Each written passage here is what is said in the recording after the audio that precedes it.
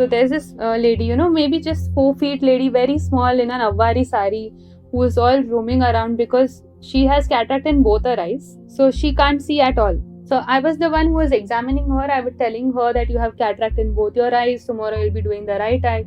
Post that we'll have to do the left eye as well.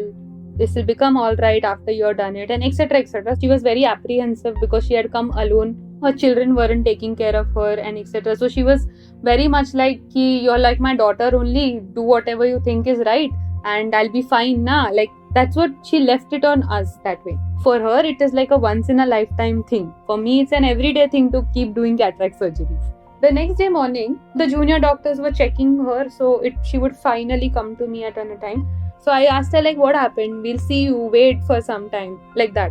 So she's like, you are the one. Because she had only heard me yesterday, she was searching for me, that who's the doctor that actually spoke to me the previous day. And she came to me and she was like, I'm feeling really good that I can see you today.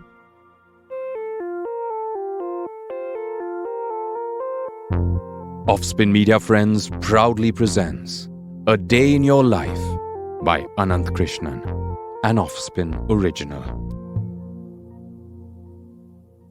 Hi, my name is Anant, and welcome to this podcast where this is all about you, a day in your life. In today's interview, we have with us Dr. Nidhi Shetty, an ophthalmologist. Let's get this conversation started and get to know more about her. Hello, doctor. Good afternoon. Good afternoon. How have you been? I've been fine. How are you? I've been well. All right, let's get to the podcast. Tell me more about yourself. So basically, I'm Dr. Nidhi Shetty, and I'm an ophthalmologist. To be very specific, I'm a glaucoma specialist. I can throw some light on it later on while we are in conversation. But yeah, in a very layman's term, I'm an eye doctor. Awesome. You've been born and brought up in Bombay, or where was it like? Yeah, I've been born and brought up in Bombay, but I've lived in multiple places, including Karnataka, Pune, etc., because of my education. Okay. Could you tell me where did you do your education as an eye specialist? So basically, we need to do our undergraduate MBBS, which I have done from Ahmednagar. Okay. And post that, I did my MS Masters in Surgery on Ophthalmology from Bangalore. Okay. And then I did my specialty in glaucoma from Pune. So it's been a long time away from home. It's just actually being born here, brought up elsewhere. Yeah. So how many years is it like? So this is 4 years of MBBS and No, then it's 5.5 years of MBBS actually. okay. So 4.5 years of actual studying plus 1 year of internship. Okay. And then you go ahead, choose your specialty, and then you give an entrance exam again. Then the whole admission process, and then you get admitted into a specialty. That is 3 years, any masters. Okay. And then you finish that, and then if you want to super specialize into something, you again give an entrance exam, and then again get admitted in a new place. And that's almost 1.5, 2 years. Oh, that's a long time. Yeah. So you finished your MBBS and then you spent 3 years to be an eye specialist and then Yes. you did your masters in glaucoma. Glaucoma. That was Oh, another that's year. quite long. Yeah. But yeah, we need good doctors. So yeah. I guess a good doctor becomes like once you spend 10 years into, practicing your whole thing. That is why I think a doctor's, job is called a practice, because Correct. we just keep practicing. So does this also happen with doctors, especially with your learning? Of course, there'll be, a standard set of book materials that everyone Yeah. goes through, your MBBS or any specialty that you're talking about. Yes. But does it actually make a huge difference when you put all of that into practice? Not exactly. There is a lot of learning when you practice. You sharpen your skills basically when you practice. Otherwise, there is a lot of studying that needs to be done to be a doctor. Because if I have to give you an example, if I'm sitting in my OPD, I don't know what next patient I'm going to get. I just know it's going to be somebody who has an issue with the eye. That's it. I don't know what it can be. Correct. So, it's like you put in a question in Google and Google has to answer you within a certain number of seconds. So a patient comes and sits in front of me. I don't know what he has. He'll tell me the problem. I have to answer within seconds. That, okay, I know what I'm thinking about, I know what this could be, and etc. So there is a lot of studying that needs to be done, because it's like you need to store everything and then go into like a sub file and figure out that exactly what this person has. Correct. And with the internet being there now, it's a bit easier, I can say. Mm-hmm. But like I started my MBBS in 2007 when Google was there okay wise, for research Yeah. articles, something like that. Yeah. It wasn't used for everyday stuff. Right. So there is a lot a doctor needs to remember. Correct. Out of topic pointer. I had a friend. I still have that friend. Yeah. But earlier, when the internet had just come in, and when Google and all were just there, Yeah. this guy used to Google out hotel telephone numbers from the internet, and we used to all laugh. Kya bol raha hai yaar? I mean, look at the menu card. Why do you want the internet? Correct. Think of it now. Yeah. The whole thing's changed, and he's laughing at me. Correct. Right now you just can't stop yourself from Googling, Yeah. So, what is your day like usually? What time do you usually start your day, and how does your day end? Could you tell us more about it? Usually, like if I have to just tell you regarding my work, I start my work at around 9 a.m. in the morning Okay. and I finish work at 9 p.m. Oh, and do you get breaks in between? Yeah, I have some breaks in between, but the breaks involve traveling, that's it. Traveling from one place to the other, because I consult at multiple places. Okay. But if I have to really tell you how I spend my day, like I would like to start from the start. Like I get up, I have a routine where I need to work out and all of those things. Mm-hmm. So over the time, I have realized that, as a doctor, when you tell your patient that you need to exercise, you need to, lose some weight because your diabetes is uncontrolled, Mm-hmm. you need to do some physical activity and etc. Mm-hmm. It's more of just preaching from the book. But I have realized that now the generation they want to see an example, in the time of Instagram and Google and etc. They want to see a fit doctor. Right. A doctor needs to look the part. Correct. You have to be well dressed. You can't be shabby. You can't tell everybody else to be proper, and you can be anyhow. Right. And like I told you, my schedule is 9 a.m. to 9 p.m. So it requires me to be fit, and to not be able to take a leave is something, where I need to be healthy. Like I can't call in sick days because a lot of people depend on me every day. Correct. So I have realized that irrespective of, how many excuses you have in a day, you have to put in some time to, keep yourself healthy. Right. Absolutely. Because people will not take your advice seriously when you tell them that you need to be healthy. Right. So I tend to work out for an hour or so in the morning and then have my breakfast and then drive down to work. Okay. So I drive for an hour or so to work.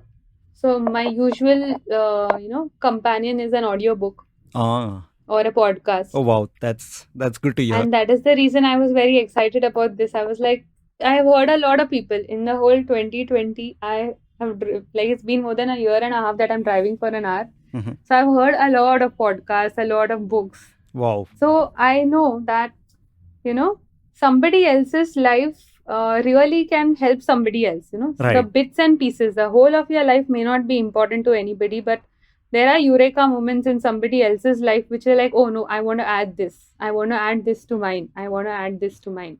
Right. So that way, I feel like it starts with a good start when I'm listening to something. I don't have my own thoughts bothering me. There's nothing from yesterday coming down to my day. So I have a fresh thing, something good that influences me on an everyday basis. Awesome. So awesome. that way. So the podcast is the de-stressing part from the driving part. Yeah. So it is like you're learning on the go. Also, what kind of podcast do you listen to? I listen to every possible kind of podcast. Okay. Like it can be from spirituality to fitness Mm-hmm. to sometimes medical podcasts as well. Right. But more like it could be plain random Bollywood people as well. It could be anything. And do you think podcasts really help you, especially the self-learning ones? Yeah. It's always fun to be part of a conversation, I feel. Like even if you're just the listener, Mm-hmm. you really get an insight when somebody is really speaking about their experience rather than reading something that's well put. Yeah. When you read a book, it's edited, like, okay, this word is should be fitting perfectly in this sentence, and okay, it should make an effect. Right. But usually in a podcast, there's a lot of emotion, the temperament of the person, all of that Right. also comes in, and you identify more with that person that time. Right.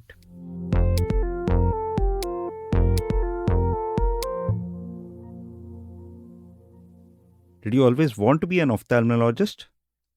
Did coming from a family of doctors want you to be a doctor? Yeah, I do come from a family of doctors, and I always wanted to be a doctor, irrespective of every other extracurricular activity that I have tried in my childhood. Mm-hmm. There was always that thing that no, for my long-term plan is always to be a doctor. Okay. So, ophthalmology came into being when I was in my third year of MBBS, actually. Since, like, tell you in short that we study every subject that anybody specializes in MBBS. Mm. So we have got a background of every subject before we choose our specialty. Right. So when Ophthal came into being, it was like, हाँ ठीक है, it's an eye. Like eventually in the beginning, it's just an eye, na? Like if I have to tell you, it's like a hand. A eye is all same.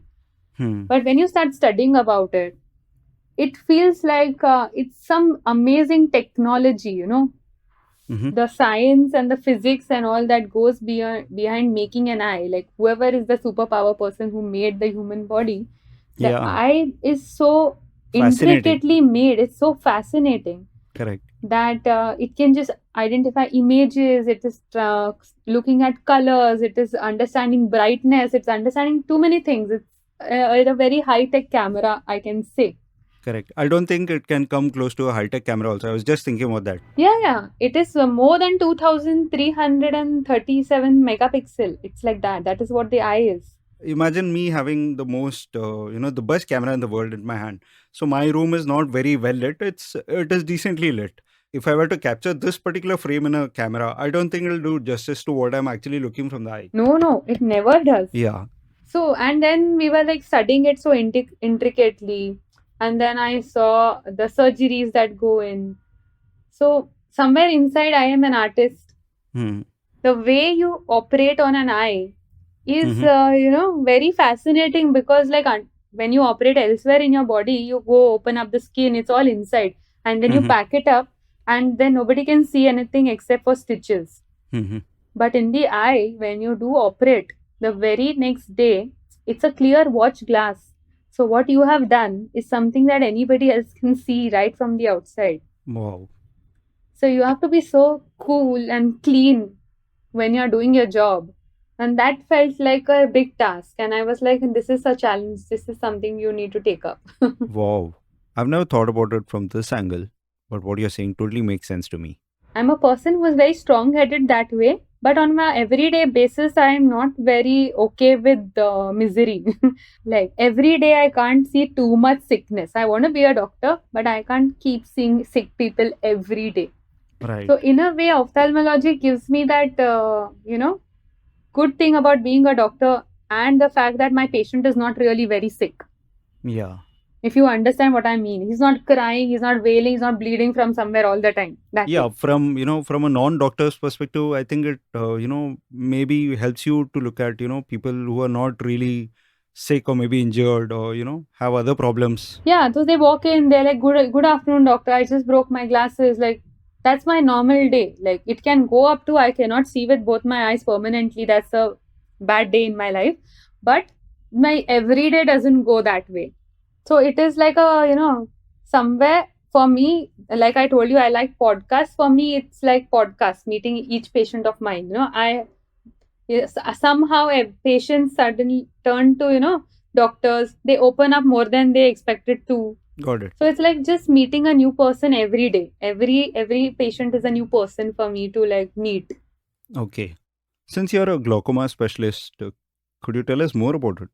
Actually, there is not much knowledge about glaucoma in the world, in spite of it being the second most common cause of blindness. Oh. Yeah. So the first most common cause for blindness is cataract. which is so treatable. Right. You can do a cataract surgery and the person is able to see. Right. But glaucoma is something which is related to the nerve of the eye.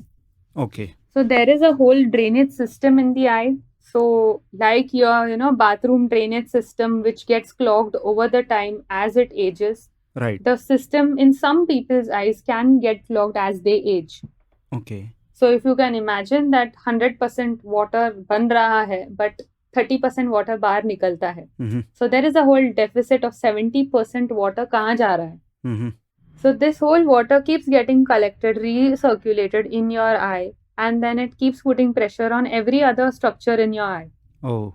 But the rest of the structures like the muscle and everything, they're quite resilient. But the nerve isn't. The only connection between your eye and your brain, that is the most weakest and the most tender part. So that keeps getting damaged. Okay. And to your wonder, like how we say, like there are billions and billions of nerve fibers. So it still gives you so much time, and it is very resilient in spite of it being one of the most tender structures in our body, that it allows you to still delay, and doesn't make you blind immediately. Right.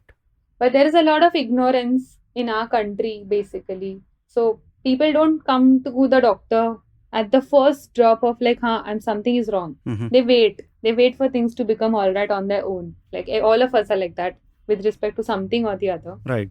कि नहीं ये कल परसों में ठीक हो जाएगा. It's something normal. Mhm. So a lot of people end up coming at a time where we can't do anything, because a nerve is a permanent structure which gets deteriorated and doesn't regenerate. Correct. Like And somebody who gets paralyzed and remains bedridden for years Mhm. is alive but can't do anything. Right. And what do you think is the major cause of glaucoma? Yeah, medically it is a structural issue actually. It is nothing, it's not like a viral infection or a bacterial infection. It's a structural issue in some people's eyes. So Okay. you don't know who's going to get it. Every person who's over the age of 40 Mhm. or anybody who has any comorbidities like hypertension, diabetes, or has had a very high number since childhood, like a minus number Okay. since childhood. Like those are candidates who are most susceptible to getting glaucoma. I was just going to ask you if diabetes is a factor for getting glaucoma. Diabetes is a factor for anything and everything in the world, any disease, because it deals with blood circulation. No? That's one thing that our body is running on, blood circulating to every part of the body. Mm-hmm. And diabetes basically ruins all of that. So it can aggravate any disease basically. I was reading a book wherein the doctor very clearly said, once you have diabetes and once it goes out of control, the doctor gives you metformin, Yeah. and the metformin works. It kind of works to keep your glucose at an optimal level. But what it does is it packs off all your glucose to all the organs in your body. Exactly. So which is why the glaucoma, which is why the liver failure, which is why the kidney failure. Yeah. So, diabetes is something which, nowadays I'm seeing people in their late 20s, 30s having diabetes uncontrolled, which is very odd for us also, because when we study also, Mhm. it is like this is a disease of the elderly, Right. and like 30 years are not going to be considered elderly, but our Not at all. lifestyle has become so horrible. So if you actually calculate a metabolic age of a person, Mhm. maybe a 30-year-old is definitely a 50-year-old. Oh, So it's okay to have diabetes. right.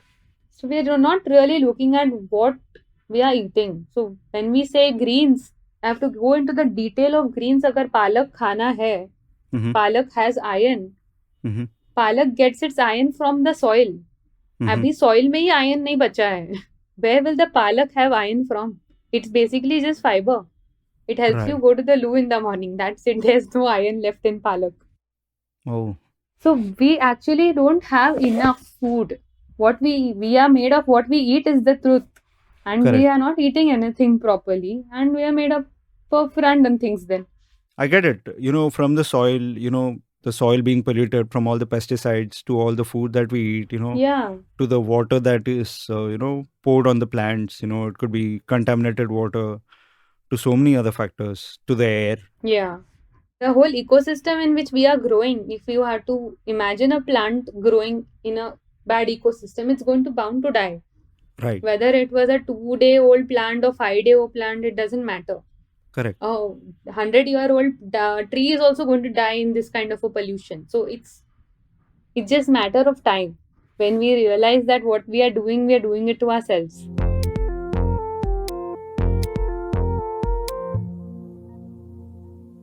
What, according to you, can make the world a better place? Basically, I could tell you what has made my life a better place. And I think if every person is in a better place, the whole world will be in a better place. Absolutely. For this world, when you think of it as a very big unit, you feel like you can't do much. Right. So if each person did enough for themselves, not being selfish per se, but you need to be selfish sometimes towards some things. Mm-hmm. Like people keep looking for motivation. People keep thinking like from today I will do this and from tomorrow I will change this and etc. But I think the only one thing that can make a difference is discipline. Because you can't be motivated on an everyday basis. You'll require so much information or so much more pushing. But I think if you could bring some discipline in your life, it would make you a better person. Then you would be a better person to someone else and that will pass on. Super. That was really nice to hear. I have heard this somebody somewhere else, I don't remember where, but that stuck with me from the very day that I heard it, that discipline over motivation.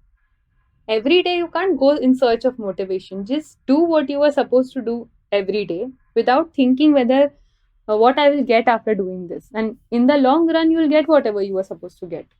Yes, consistency is the key. Consistency is the key. And I don't know why all of this is only put to weight loss and not to everything else in your life. No. Yeah. Somewhat, I think, going all the motivation quotes on the internet towards building a good, healthy body can be used for our day-to-day lives. Yeah, and that also is not even promoting healthy body. It's always about weight loss very strictly. It's like anybody who's 3 kgs more also will be like motivation weight loss ka hi dekhega wo and not like should I build a healthy body? Oh, yeah. No, I want to get those 3 kgs off irrespective. How does it matter? 3 kgs Yeah. now, post Diwali, it'll be 7 kgs more. Yeah. I know.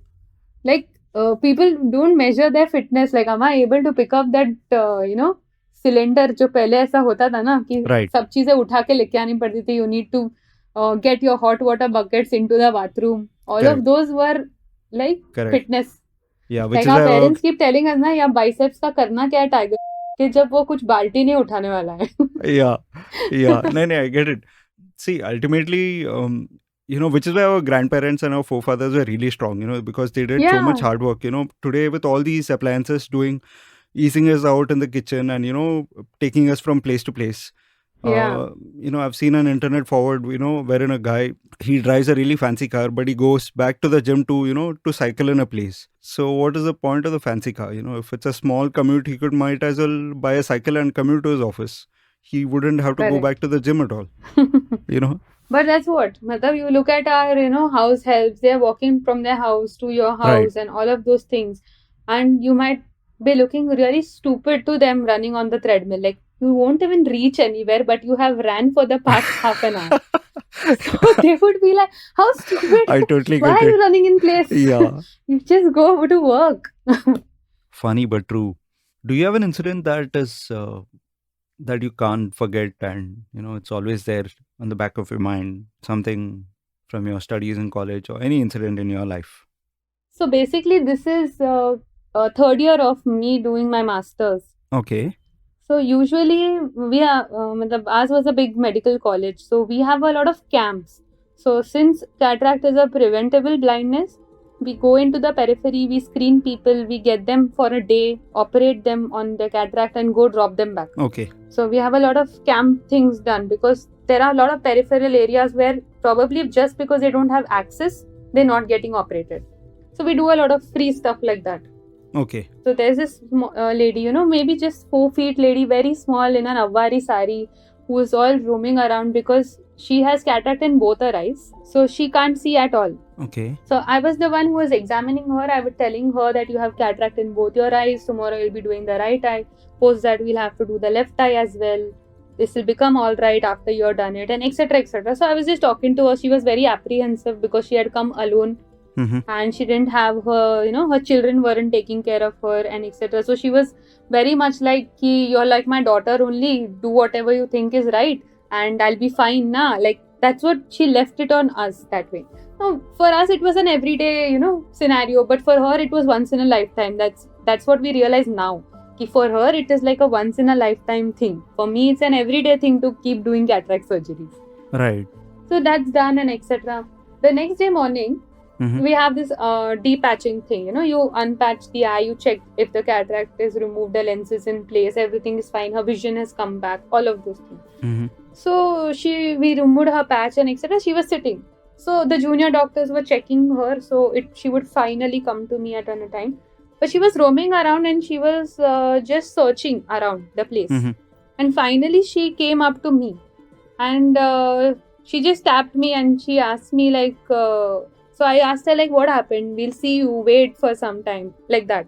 So she's like, you are the one, like that. Because she had only heard me yesterday. She was searching for me, that who's the doctor that actually spoke to me the previous day. And she came to me and she was like, today I can see you. I'm feeling really good that I can see you today. Wow. So, like, it blew my mind for a minute that somebody she had not even seen, she trusted that person to do her operation and she wanted to come back and thank that person, see that person at least, ki like, अरे किसने किया मेरा operation, कौन है वो person? And she was around 65 or so and she almost bent down to touch her feet and I felt like it's such a humbling moment. Na? You can be a 20-something year old but you can make such a big Life difference changer for someone. Yeah, it was a life-changing thing. She was like, from tomorrow I can go to the bathroom at least on my own. Like, I needed somebody to even do that for me till now.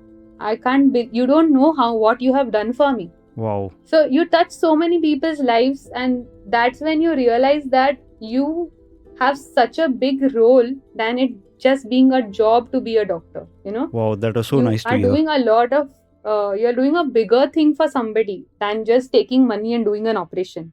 That was a really moving experience, I'm sure. Yeah, and I keep remembering, like, I feel like instead of having motivations, I think you should like have some memories that you jog when you're feeling low or you're feeling things are not worth it.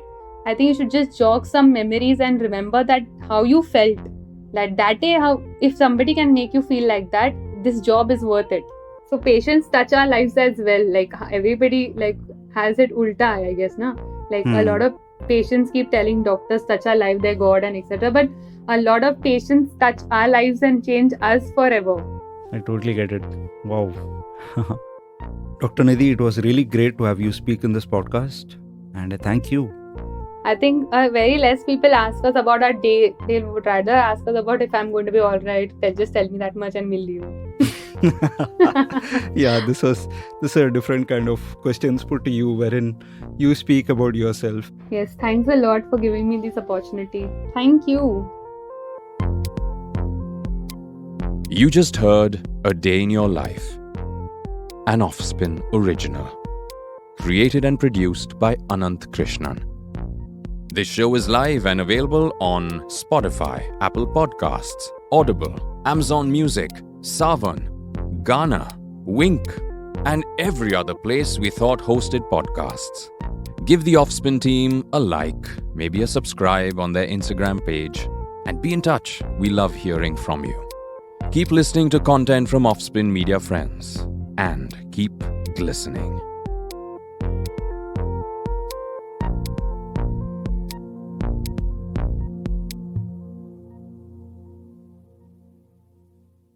The opinions expressed in this show are personal to the guests and the host and do not necessarily represent the opinions of the producer or the platform. This show does not intend to defame and denigrate any individual or organization in India or outside. The show is created for entertainment purposes only. It does not encourage smoking, drinking, or any kind of substance use. It may contain the use of harsh language that may be considered offensive, rude, or profane by the listeners. It may also contain incidents that mention or describe mental health issues, casteism, suicide, and violence. Listeners are advised to use their discretion.